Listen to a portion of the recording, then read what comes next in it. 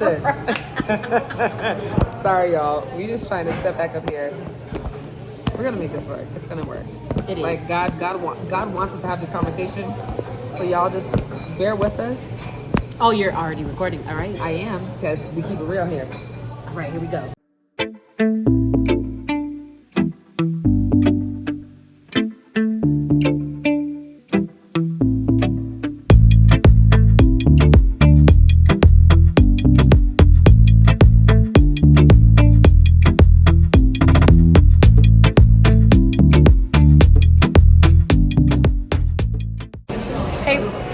Today's Breaking Red is at Orinoco in Mexico City. And I got my friend with me. It's gonna be good. All right, y'all. I got my bestie with me. Introduce yourself, babes. Nicole. I don't know what other introduction you want. This is my girl, Nicole. We met at UCLA. She is an accountant doing big things. She has a platform called Coin Flip with Nick. You're gonna check it out, but we're gonna talk about some things, okay? The topic for today, I think that we were already talking about, was trying to get simple tips for budgeting, which I think is really important. Right now we're out in Mexico City. We've gotten to travel a lot and got to see the world together. Love that for us. But yeah, I think a question that I often get on social media or whatever is like, how as a resident who gets like pennies to the dollar, I just realized with my fingers. Ignore them, I press on. Okay. We out here. It's real life. Happening in real time. Period. But how am I able to travel as much as I do? And thank you. Oh, gracias. Yes. Whoa. Girl, this is your real. juice. Yeah. Trompo, pastor Pastor. y Res. Okay. Correcto. Ostra, orinoco, maíz. Oh, yeah. Which is the Ostra, Costra. trompo, pastor, Pastor. Res. igual res. Oh, Ok. Perfecto. bueno. ¿Qué es Gracias. eso? ¿Qué es eso? Papas. Papas. Okay. Buen provecho. Gracias. Gracias. Okay. We're gonna talk, but y'all know how I we just do. was trying to look at the food. I'm about to turn it up for you. Sorry. No, you good. I'm about to turn it You- up. okay. Because one thing that we do, we show you the food, okay? And we, oh, go ahead. Look at this. We gonna eat. Look period. at that. Sorry, we just had to pause for y'all. Like, take this in. This is pork or al pastor. This is something called costra. It's like chicharrones inside, and I know there's like cheese and stuff. I don't know. We're gonna cheese on top. We gonna get into that, and then res or beef, some fried papas, and then I also got the pastor and the res. So we're gonna try the costra together, and then our drinks. I got the boing. It's like mango juice. Love it. And mine is the Jamaica with Guayaba. Yeah, guava, basically. Yeah. Yes, love it.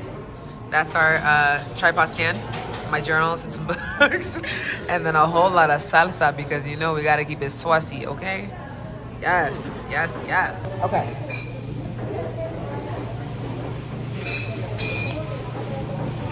Girl, that's good. That's good too. Wow. Okay. So, like we said, we were gonna talk about tips and tricks for budgeting, no matter where you are. So Nicole, like, where do you feel like this conversation has to start? So I think so many like blogs and financial gurus all talk about it from like a practical and like this is what you gotta do standpoint, but I think that saving and budgeting is all about like a mindset and a lifestyle shift, right? So Yeah. I think understanding what your relationship is with money is like step number one. Yeah. Right? Because I think we all have grown up to have some sort of relationship with money. Our experiences have shaped how we feel about money, and I think understanding that is like step number one. Because I can listen to somebody else's tip about how I should build my budget, but if that doesn't make sense for like my own life, I'm gonna fail at that. And if I fail at budgeting, I'm gonna be discouraged from getting back on the horse and like trying again. So I think first understanding that this journey is very personal and it should be tailor-made to you And I think the only way you can really start it is first understanding like your relationship, how you think about money, how you feel your money comes in, what sources of income you understand yourself to have, what are your spending habits. Like all of those are questions I think you need to answer before you even get started on building a budget. Yeah. Because this whole budgeting, saving thing is unique to everybody, right? Like my budget is not gonna look like yours. It's not gonna look like As's. It's gonna be like unique for my circumstances and where I'm at. So I think understanding that is key, and it gives you some grace too. I feel like when you understand your own spending habits, you make a budget that is realistic for you, rather than making a budget that everybody else is doing that may not be realistic based on where your circumstances are. So I think that's a short step to hold. I love that. I'm gonna pause because sis needs to take a bite. This al pastor is actually, it's fire. I think it might be the best so far. Hey, that makes me happy and excited to try. I hope I just put this sauce on just thinking and knowing. I was about to say, you didn't even taste it. But we just gonna go with it. It looks good. How much was got for you? This one's really good. It's like an avocado base with some lemon inside. That was. I know, that's the cilantro. I love cilantro though, so. I love cilantro too. I'm gonna put a little bit more avocado on mine. Because that one, and this red one right here, habanero, bro. Fantastic. Fantastico. Good combo. But I think something that was important about what you said is figuring out your relationship with money. If you're someone like me, I've been a student forever. Like forever. And going to medical school, like, I mean, the way that I started making money was through photography. Like, I had a couple jobs in college, but once I started doing photography, and it was the easiest thing for me to use to, like, have my own schedule so I could study and then book my shoots in between, right? And then I was able to use it in grad school and use it I did a lot of work for the University of Southern California in the law school, Gold School of Law. And that was making me like some really good money. So I was able to do a lot with a little and build a portfolio, whatever. So by the time I got to med school, I could still figure out a way to finesse, okay? That is not the case for so many of us that are in school long term. We have to figure out how to be tutor, how do we make time to figure out other streams of income when all you get is that one refund check a semester, right? And so when I think back about my foundation, about my relationship with money before getting into med school, which I think is really important, I had to realize that I started thinking like, okay, I started saving for a purpose. It wasn't saving for rainy days. It was saving to buy a camera, saving to go on this trip, saving, for some goal. And in the midst of all of that, I wasn't tithing. Like I'm a Christian. I'm someone that believes truly that all of this money, it's all God's. And it is coming and flowing. And the more we hold on tightly to something, like if you're holding on so tight, you can't open your hands closed to receive. And so you need to be able to release to receive. It's very ashy. We're not going to talk about it. Hand sanitizer, washing all the time as you travel. The ashy is fine. But like we have to release to receive. And so it took me getting into med school to fully realize that. And so maybe I only got one job a semester, or maybe at the beginning. And was like, okay, I'm going to start tithing with what I have. I don't know if I wasn't sure whether it was logical or safe or legal to tithe out of my refund, so I didn't really do that. But any money that I made from photography or whatever, I started tithing. And it helped to change my posture about understanding that it is God that provides. And that with the little that He gives me, I can still do a lot. Yeah, I think that's really important to say before we even go into tips. And I think that's important, and it kind of goes back to your mindset and how you think about money. I think for me, for a long time, and even still now I struggle with this, I think about money as like a finite and limited source, right? Like I'm a Christian too. And I've tithed my whole life. Like even when I was little, my parents made me tithe with like my birthday money, any money that I would get. I tithe, yeah. I like that. And so I think that my relationship with money has been one of prudence and like making sure like I account for like everything that's coming in, and it came from a place of you never know when this source will dry up. And so I think that leads me to how I spend, to how I look at money. Like I just assume you only have it for a certain amount of time, so it's like it's important to put away and store because you never know when that resource will be cut off. And I think that informs the way that I spend money, the way that I save money, the way that I invest. It's all from like a very conservative and safe place, and mostly from, if I'm being honest, a mindset of lack. I don't think that I spend or my relationship with money comes from a place of abundance and knowing that there's more that's going to consistently always flow in. I think the way that I look at it is you just never know when life is going to come at you, and I spent accordingly. So I think to your point, it's interesting because, you know, your experience as a student is kind of like the opposite of the experience I've had as a professional, working literally since I finished college. And 10 so, years, y'all. Make money for 10 years? Girl, I'm getting refund checks. Scary time. But it's crazy because even with like my refund check, I was putting money away because I'm like, I don't know when I'm gonna see this money again. So I'm like, let me put some away while I have it because like I did the broke college student life, and I'm like, I don't want to go back. I think that's another thing. Like, you know how it feels to be without, so you want to do everything in your power to never go back to that place. So I think that's another, I guess, life experience that informs the way that I look at money. With you saying that, I realized I always forget that in med school, before I got to med school, I opened a savings account because I wanted to start having a separate account so that my money wouldn't get all mixed up. So if I was saving for something specific, or if I was finally going to start trying to save, I would put it in one account. Like, so if I was planning, like, okay, I'm going to go on a trip, I start putting that money away into that account so I know that I got spending money for the trip. And so in med school, I started separating my refund check. I'll split that thing in half. I think everybody's different, but I realized that I could pay my rent for the next 6 months at once. It's not something that everybody needs to do, something that I just chose to do, so I knew what I had to spend. She doesn't think you should do it because you should have cash on hand. We could talk about that down the line when we really breaking things down.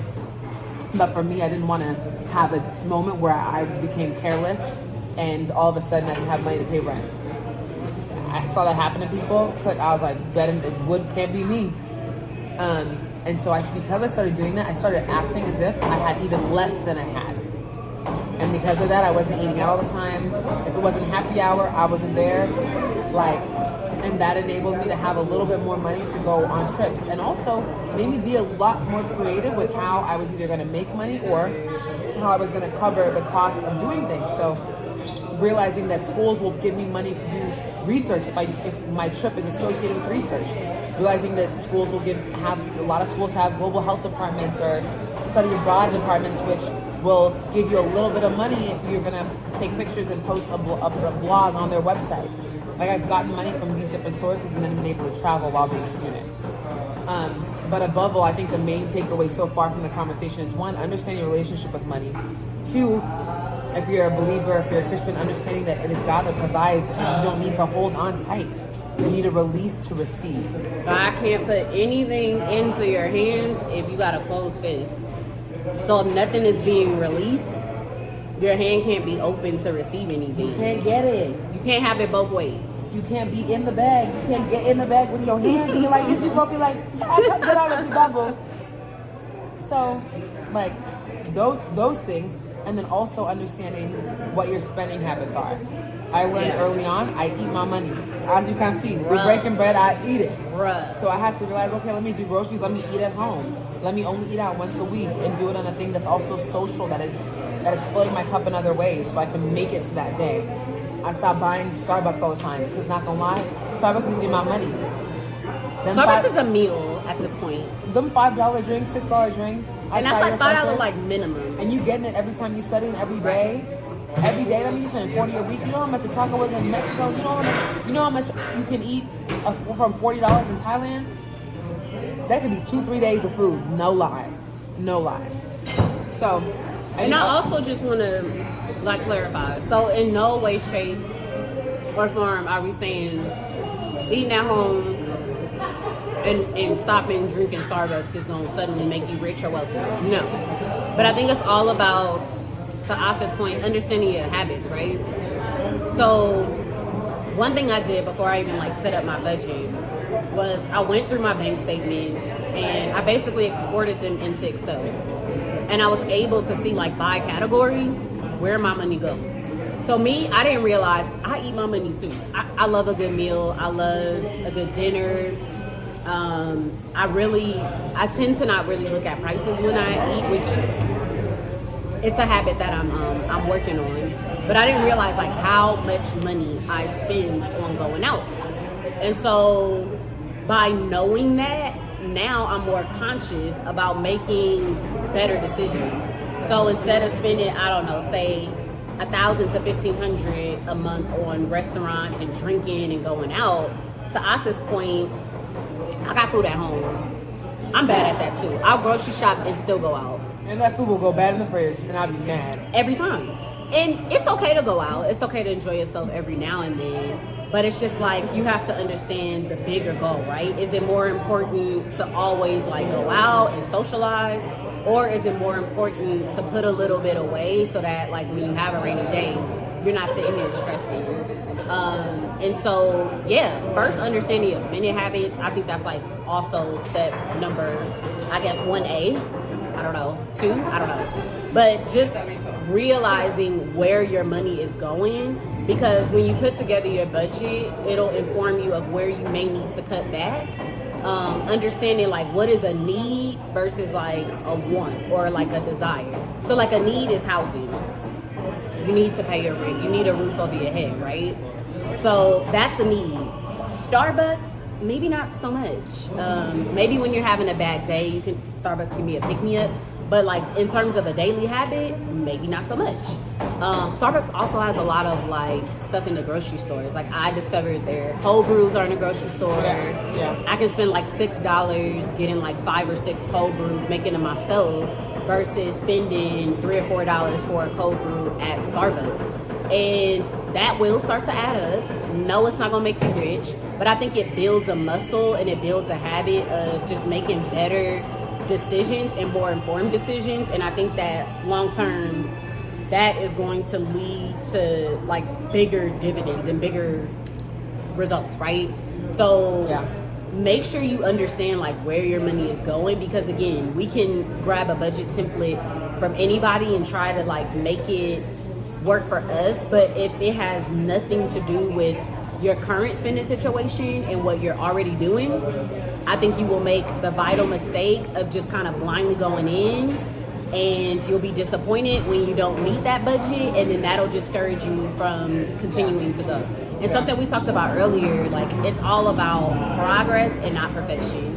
I think that also hinders a lot of people from building the muscle. They get disappointed with sometimes unrealistic budgets, and that just causes them to like stop altogether. So I would say maybe start out with one thing that you want to cut back. Maybe start out with budgeting one area of your life. So maybe it's all your expenses related to your house.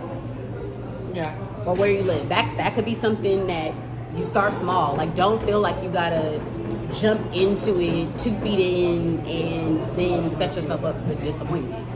And that's with anything. Like I think it's very important that you start small and celebrate those small wins as you begin to like build that muscle, so that all of those small wins, like you can put them together and you can reflect and say like how much progress you're making. Because if you jump all in, especially with something that is not realistic for you, it's like a natural setup for disappointment. Gracias. We're gonna turn around. That's less. Yeah. The meat one wasn't that great. That one was much better than meat. You like the meat? I like them. Okay. I mean, it needed a tad more seasoning. I feel like that's a common thing. I feel like At least here they gave us some salt. yeah, that's true. We do appreciate that. But yeah, it was lacking a little bit of salt. It seems like the seasoning on the meats that we're used to from LA is not the same in like Mexico City, which is interesting. But this has been good so far. Yeah. That one was good. We'll try to like put a summary of like our tips and stuff on in here. But I think just kind of to wrap up as far as like, this is like the foundation. I think these are really foundational concepts to even get you there. I think to get you into the mechanism of saving. I will say now I have like 2 different savings accounts. One that I put towards like taxes, and the other one that I put towards like trying to actually save for life. My tax savings is also the one that I'll dip into for travel too. I'm not gonna lie. So I tend to put more in there than anything else. And what I started doing when I started residency was the same amount that I would tithe, I'd also pay myself. That's what I put into my savings that I don't touch. And I understand that I content created for a little bit. I feel like it's really at a minimum right now. I don't really do photo photography at all anymore because I don't have the time. So like additional income isn't as reliable, but I'm saying that to say that everybody's baseline is different because what you're making is different. So you might not be a resident, you might be actually working a tech job or like doing pretty well for yourself. So keep or that in mind. conversely, you might be building your future. Maybe you are working at McDonald's or Burger King or in a service position. I think to Asa's point, like we all start somewhere, but no matter where you are, like you can start. So some of this may not resonate with you because I think a big part of saving and budgeting, the biggest input is what's coming in, right?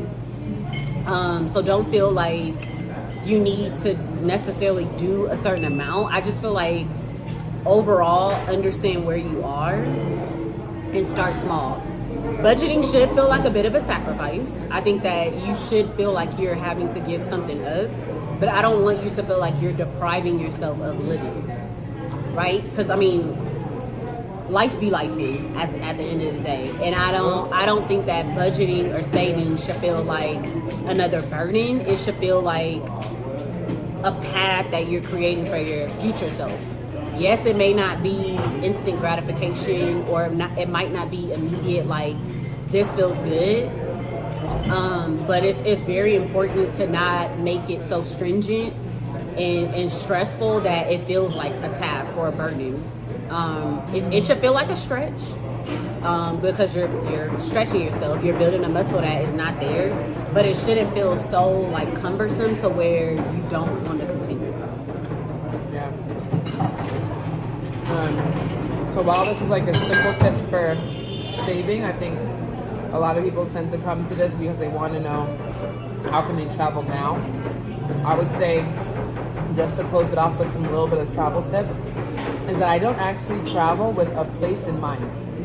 There are places in the world that I would love to go, but I have always been understanding that I might not have the money to do the big things right now. So I probably can't always go to Europe because Europe tends to be a more pricey place to go. Traveling in a group helps you to keep lodging down.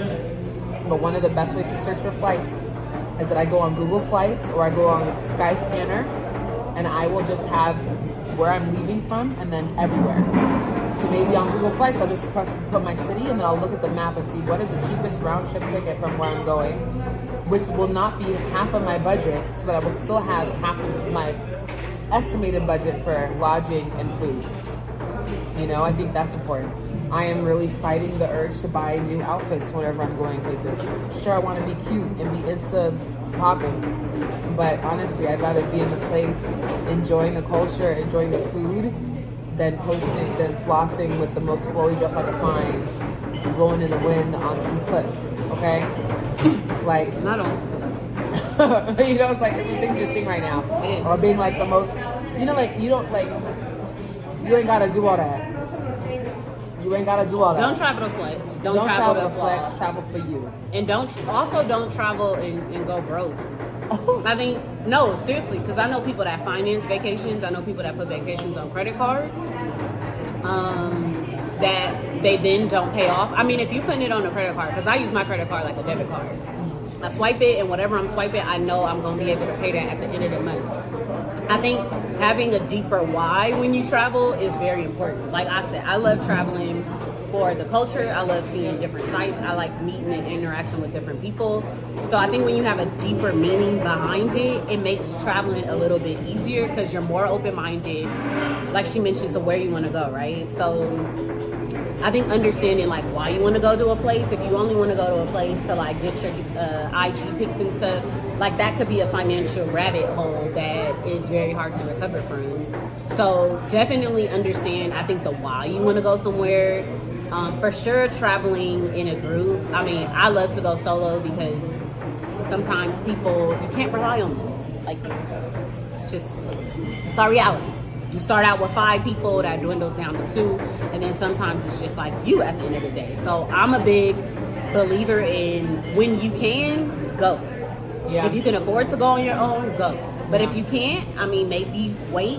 There's so many different travel groups on IG, on Facebook, and you can find like-minded people that may be solo that you want to, jump in on a trip with them. But I think that understanding, traveling solo comes at a cost, unfortunately. It does. So if you're just starting out, for sure, go with people. Don't just go with anybody. Go with people you trust. Go with people that are similar-minded. Like financially like-minded. That's don't very be important. Type A, go into all the Instagram worthy sites that you have to pay to enter, and you upset because all you're doing is just getting pictures. Talking from experience, don't do it. It's not that deep. And also, go with people that also understand your financial goals, because I mean, different people travel differently, right? Like some people have to be in the nicest hotels, and some of us can thug it out, and we just kind of want the experience more. So understand who you're traveling with, because they're going to definitely influence how you spend. I would also say I don't like traveling broke 100%. Like, you should have some spending money if you're going to some place and like you only had enough to get you there and to pay for your lodging and your ticket, and you don't really have enough to experience it. Perhaps hold off. Yeah, probably wait. It's okay to wait. It's perfectly okay to wait. It's okay to wait. And because you're going to enjoy that place so much more if you're free to move about and do different things versus like penny pinching and having to like stress over everything you're spending. Yeah. But I think that goes back to the point about like trying to go on Skyscanner, look for the places that are cheap to fly to. Mamundo.com too. I feel like it comes in clutch for especially international flights, and when you're needing to find like flights within a country, sometimes Google Flights doesn't always capture like flights within another country. I think Mamundo does a good job at that, and it also, I mean, there's deals, but just keeping a destination open. There's so many places to go outside of, we see Dubai a lot. Italy is hot right now. Paris, like European countries that are so expensive that are that when super you get there, expensive. you will be poor. So going to a place where your currency is worth more. Mm-hmm. Like right now, the peso is basically like 20 to 1. 20 pesos to like $1, and you can buy a taco with that. You could have a meal, low key. Especially the street food. We haven't really been exploring the street food as much because I had a stomach bug. But like you can eat well with a few dollars a day. Like, and I think that's equally as important. But anyways, I hope that there was a lot for y'all to really take away from this, and understanding what your relationship with money is before you embark on like saving, understanding that it is truly God who provides. And will always provide. And will always provide, which is just a reminder as to why like where this breaking bread concept came to be, is because that God came together and to feed us, to feed folks, by us breaking bread, blessing it, but to feed us spiritually, to feed us mentally, to give us what we need to make it through the day, to make it through the week. And so we hope that you got something here to take away from, to share with your friends, share with your family. Really leave here considering, what is my relationship with money? How can it be better? Comment below, journal about it. We'll chat soon. Bye y'all. Taco was good. Hasta luego. Taco was good? It's good. Taco was good.